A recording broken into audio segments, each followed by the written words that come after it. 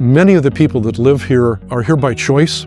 They were attracted to this area and have stayed here because of some of the aspects of life on the island. Certainly the sort of scenery that we've got around us is a part of it. Through the work of the Land Trust, the seashore, the farms, the forests, all three of our prime habitats here have been set aside in a way that gives the public access to them and also preserves their salient characteristics for the health of the islands. The Land Trust is very intentional and focused in its conservation activities, and so it has set up priority areas on Whidbey and Camano Islands that it pays particular attention to. These are areas that have some special conservation value, whether it be wildlife habitat or working farmland. In addition to those priority areas, the Land Trust is interested in biological corridors that connect some of these high priority areas.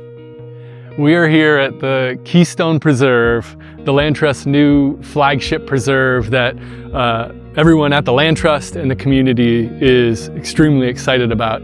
This is a place that was one of our long-term top conservation priorities, and when it went on the market to regional developers about 2.5 years ago, we jumped into action and were able to protect it in a really remarkable way in less than 5 months. I'm really excited about these projects now where we have the opportunity to do some big-scale restoration work and get people out on the land to see that work and how it ties together with our bigger vision for conservation and resilient local agriculture. When I take kids and they get to see the land that Whidbey Camano Land Trust is preserving, I see them have inspiration for their future. I think it is a really great way for them to connect with the land where they live and meet the really cool people who are helping care for the space.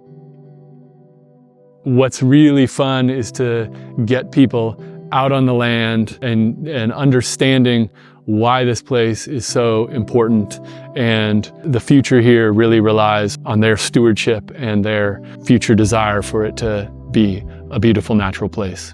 For us to be able to manage our properties, we couldn't do it without the help of the community. In our stewardship world, we have work parties pretty much every week, and that's getting out on our different sites and pulling weeds or building trail. We have hundreds of volunteers putting in thousands of hours each year, which is really a lot of help for our stewardship people, because otherwise we couldn't make the properties as nice as they are. When you think about it, we're 90 minutes from downtown Seattle, but we're sitting here in a beautiful forest. Preserving what is so special about this place is what I think most people recognize and like the Land Trust for. A big part of our job is not just acquiring lands, but managing them for the future health of the island and people in general. I think given the relatively small size of the community and the amount of activity, the number of properties, the amount of acreage that the Land Trust has been able to protect, I think that's amazing, actually. I can plant a tree and know that 100 years from now, that's going to be a huge tree and it's going to be a big forest with tons of wildlife. And I think that comes back to doing our part in this little window of time that we have, but knowing that it has lasting impacts. That's a legacy that I think the Land Trust is really able to provide to the community by doing things now in the vision of the future for healthy habitats for both of the islands.